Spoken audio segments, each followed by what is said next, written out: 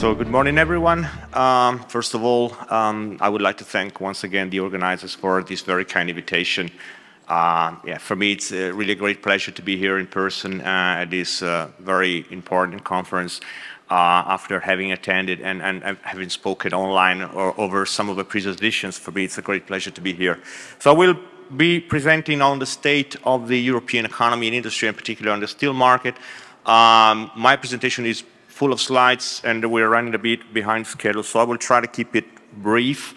I will get started with an overview of the latest macroeconomic and industrial developments and what is the outlook for 2022 and possibly also for 2023. Here you see an overview of the latest forecast for major forecasters for 2022.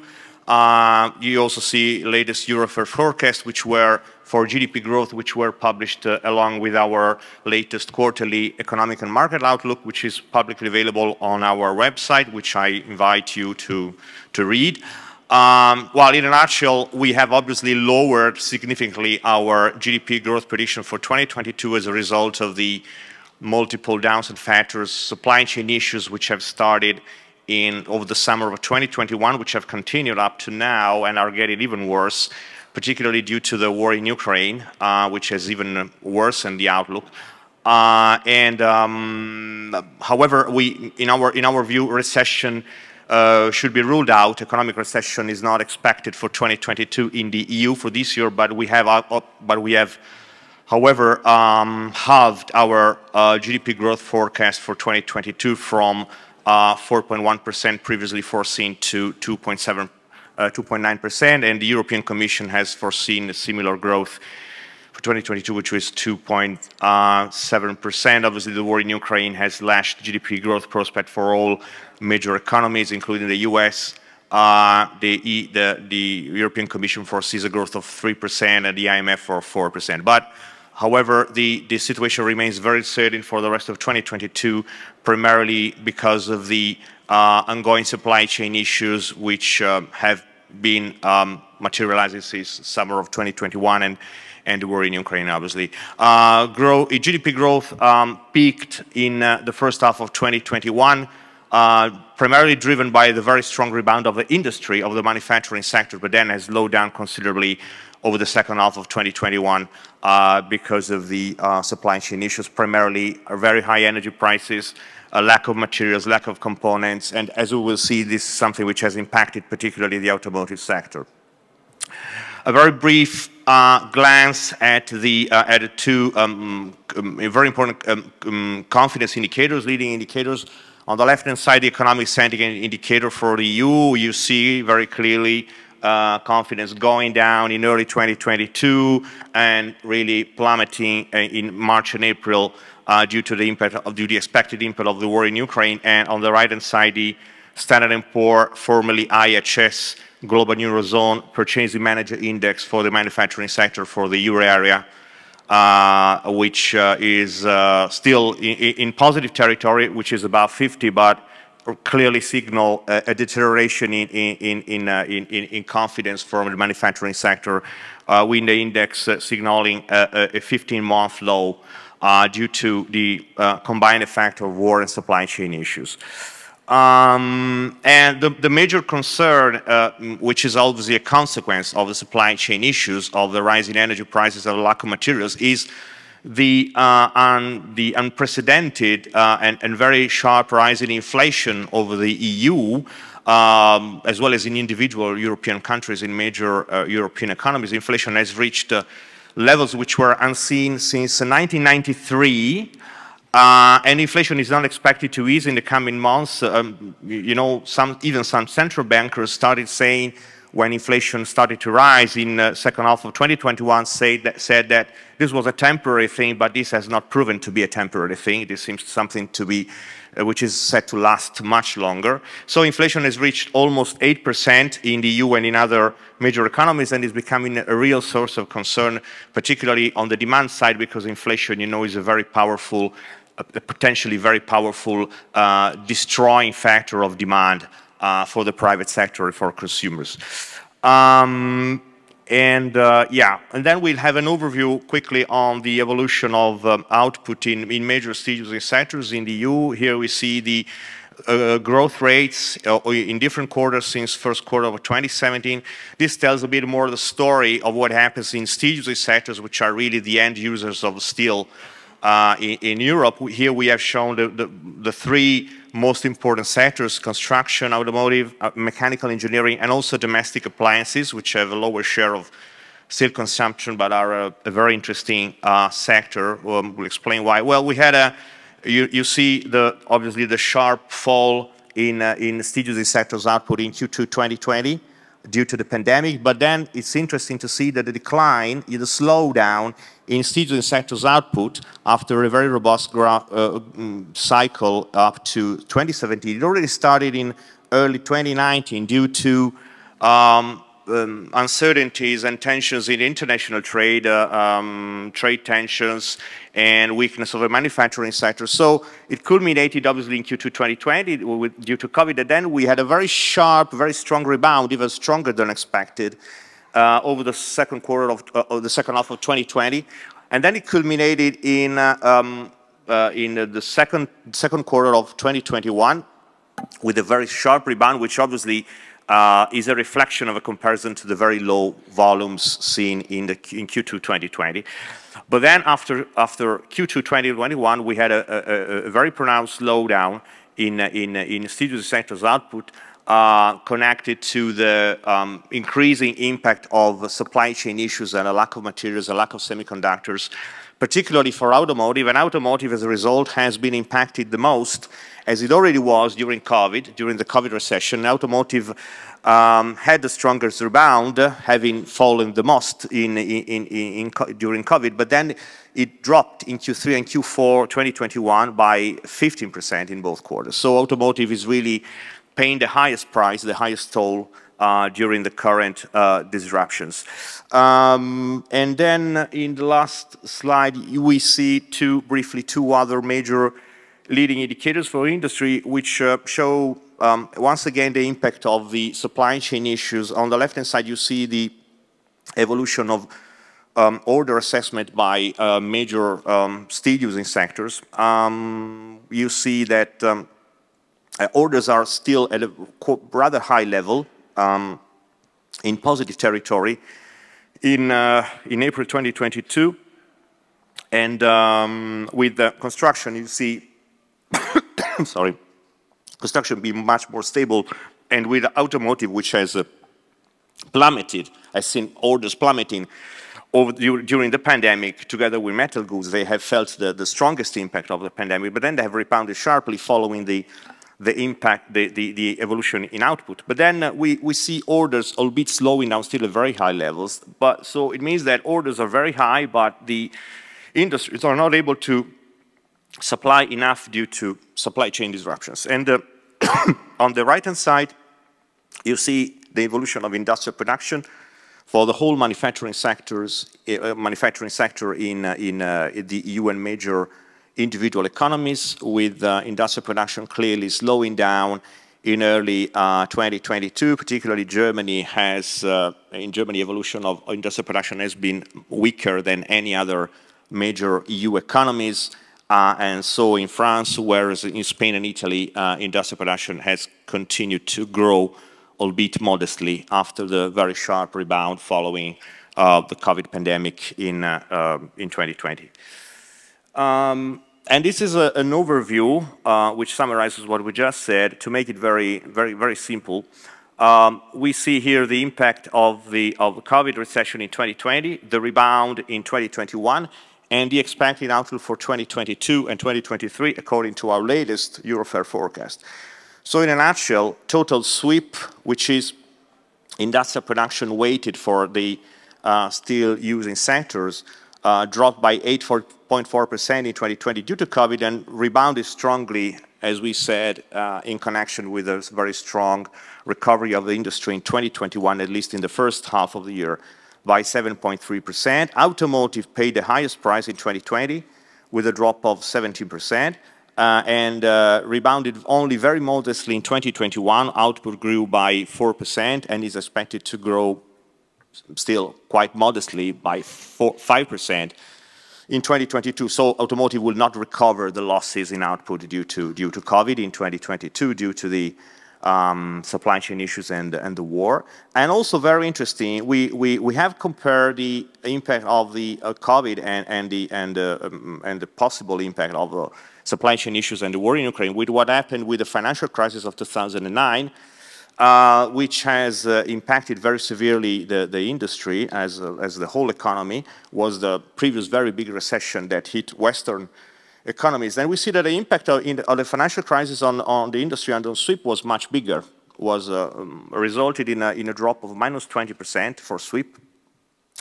And the last point I want to make is that, as I've said, automotive has paid the highest price both during the recession of 2009 and the recession of 2020, and will not recover in output volumes up to the pre-COVID levels in 2022. And total SWIP in 2022 will grow modestly by 2%. This is half in comparison to our previous forecast, which was 4%. As we've done for real GDP growth, but it will, however, be positive. So we rule out a recession in SWIP in steel using sectors output in 2022, but this is obviously subject to very, very high uncertainty, and it's not easy to say whether this scenario will be confirmed by our next outlook.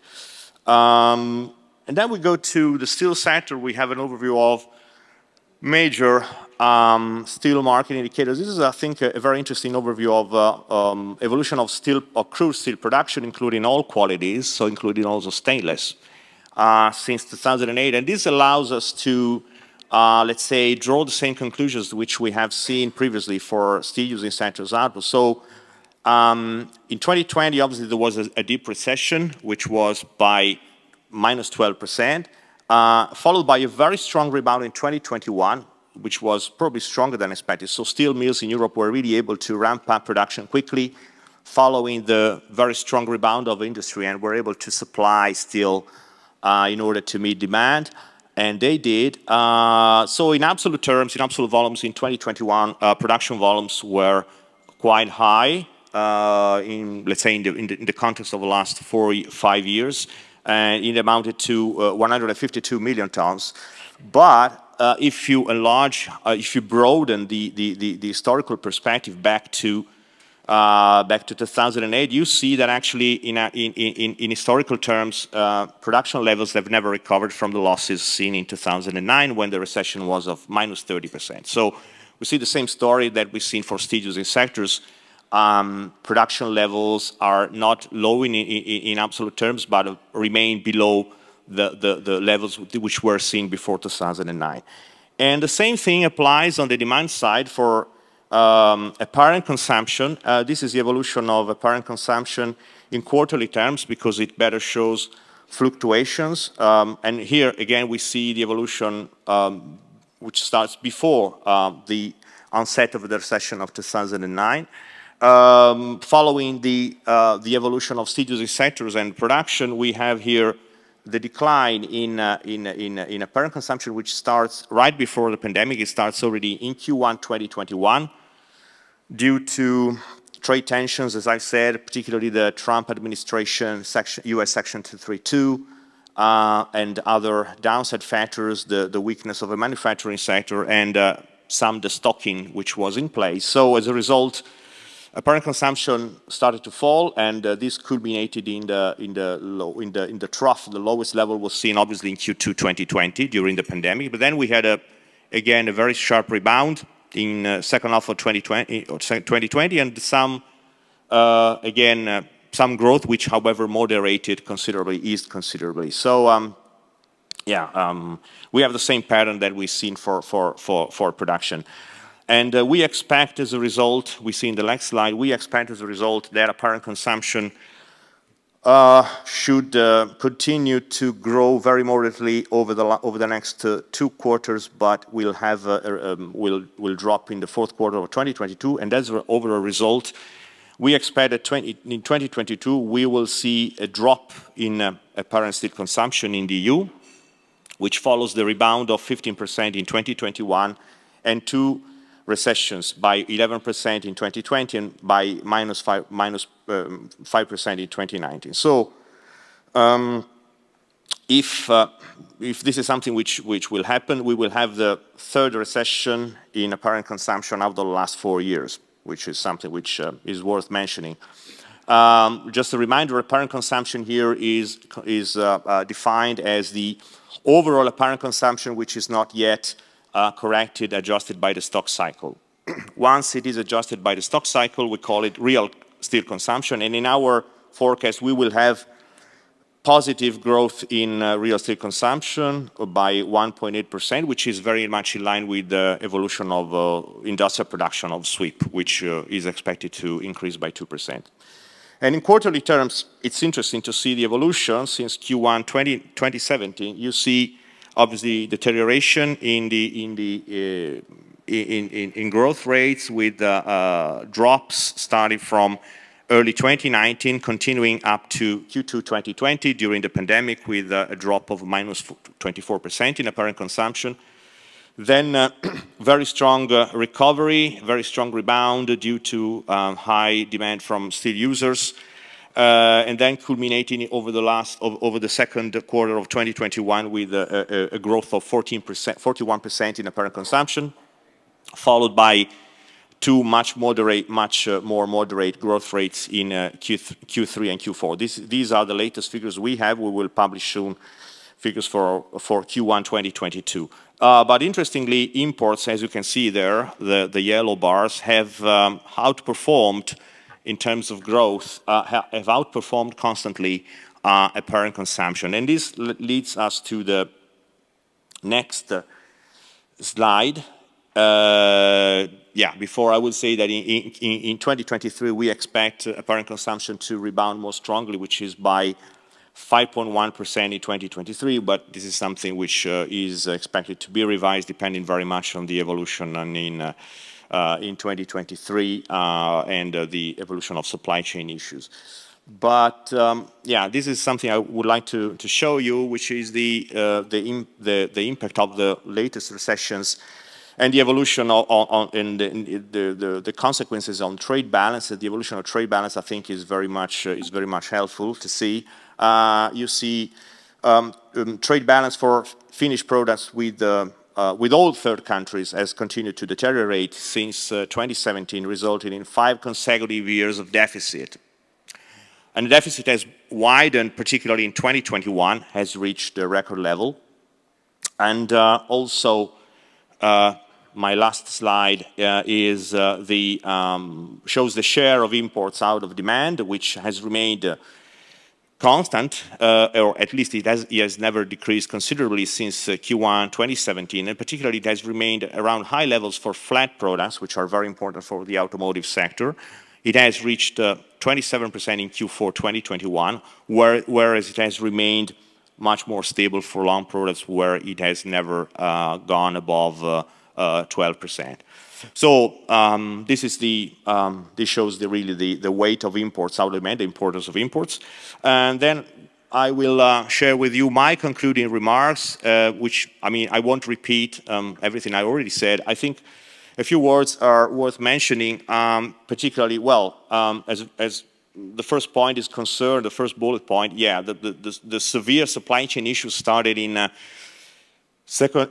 summer of 2021, before even the outbreak of a war in Ukraine, which has obviously worsened this scenario, but the picture is getting worse and worse, resulting in shortage of components, very high energy prices, economic uncertainty, and which obviously delays investment and creates a very unfavorable business environment, which obviously at the very end is also detrimental for steel demand. But high energy prices, as well as the current supply chain issues, are expected to stay at least throughout this year, and the situation is not likely to improve considerably until beginning of next year. But as I said, uncertainty remains very, very high, and it is very difficult to foresee with some certainty when this is going to end.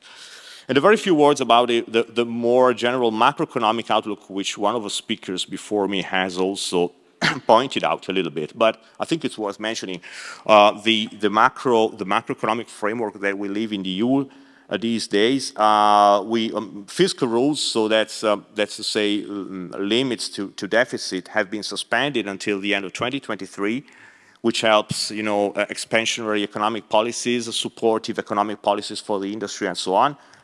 But this is going to come to an end. Also, some of the programs that the EU has put in place, the Next Generation EU, will last until 2026. So this is something which is going to come to an end at some point, and also relies very much on the issuance of additional public debt. And in this respect, public debt has been purchased by the ECB with its PEPP, which was a one-off asset purchase program, that have obviously helped supportive economic policies, have helped governments to provide resources to the economy, and that has also helped government bond yields to remain very low and to make public debt sustainable. But this is something which is also coming to an end, because the ECB has announced that in Q3 this year, this program is coming to an end. And also, an interest rate hike has been announced for July, and it will most likely be followed by another 25 basis points increase, probably in September this year. So so this is something which we must bear in mind, that the extremely supportive economic policy stance is turning to something less supportive, so to say. So this is coming to an end at some point. And we most likely see ahead of us a possible stagflation scenario, which is something which we have known, well, our predecessors have seen during the 70s in particular. But inflation will stay around current levels at least the third quarter of this year, due to the very severe supply chain issues, and also the war in Ukraine, whose duration is unknown to all of us.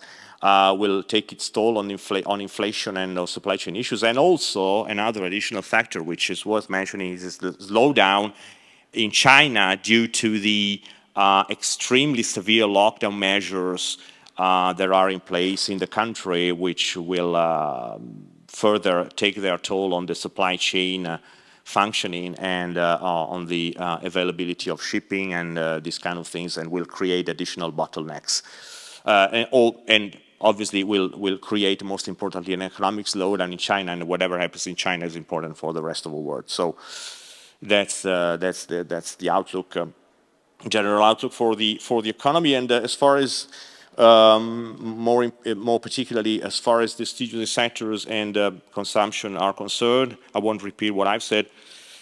Yeah, we see a growth in sweep, so we will not have a recession.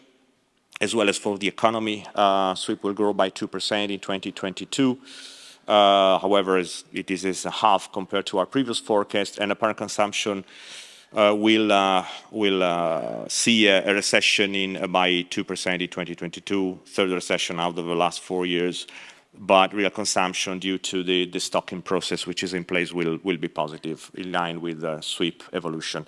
And more robust growth will be seen in 2023 for apparent consumption. So this is the overall picture. I hope you enjoyed it. Let's hope to see better time ahead of us. And I thank all of you very much for your kind attention. Thank you.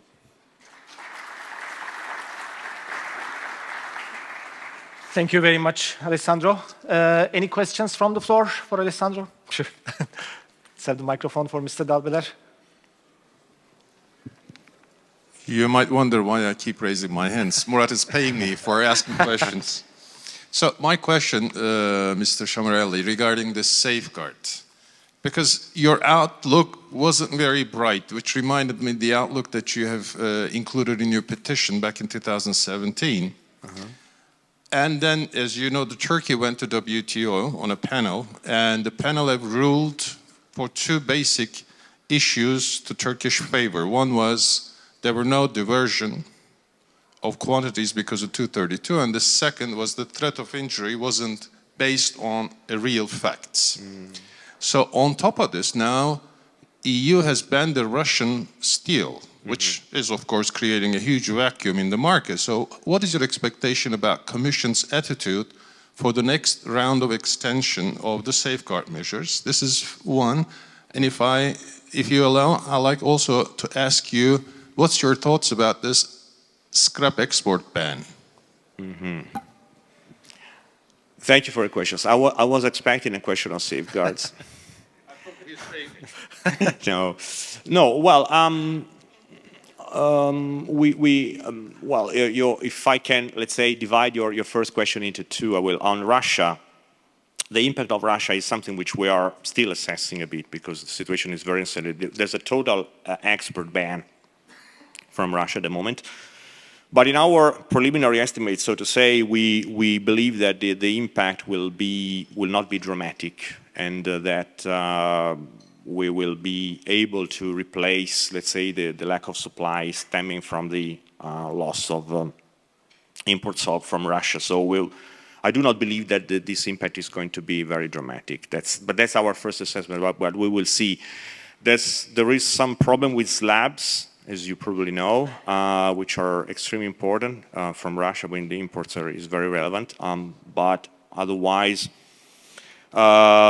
we do not see dramatic problems. On the safeguards, well, it is very difficult to say, to predict what a commission might decide. As you know, the review is ongoing, and this is something which has been scheduled. So the commission is making its reflection about that, and we will see.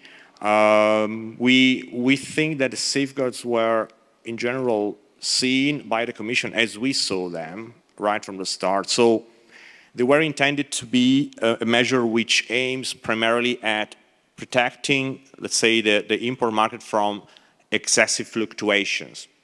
See, the objective is to smoothen fluctuations in import markets, which were very, very high, volatile, extremely volatile in 2018 when they were introduced. So that's the background for us primarily, and then the Commission will decide, and we will see.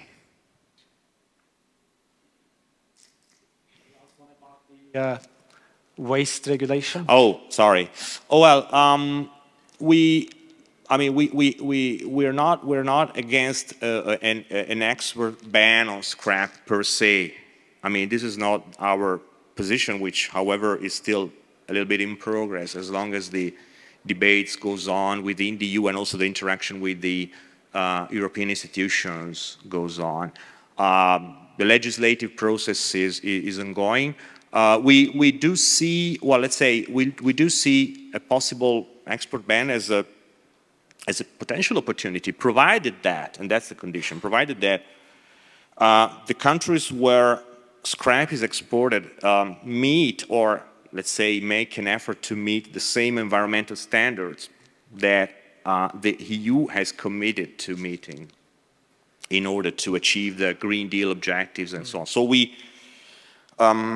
our idea is that we reach a level playing field with other world countries to which we might export scrap. And the EU, as you know, has a very positive trade balance in terms of scrap. We are a net scrap exporter. Our trade balance has always been positive, so there's potential, you know, for it. But we need to let's say put it in the context of a level playing field where other world regions meet the same environmental standards in terms of waste and so on.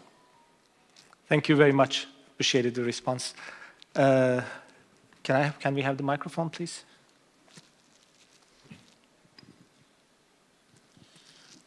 Sir, March, April, we have seen the hot rolled coil prices in Europe, India origin, Japan origin, around $1,300 US.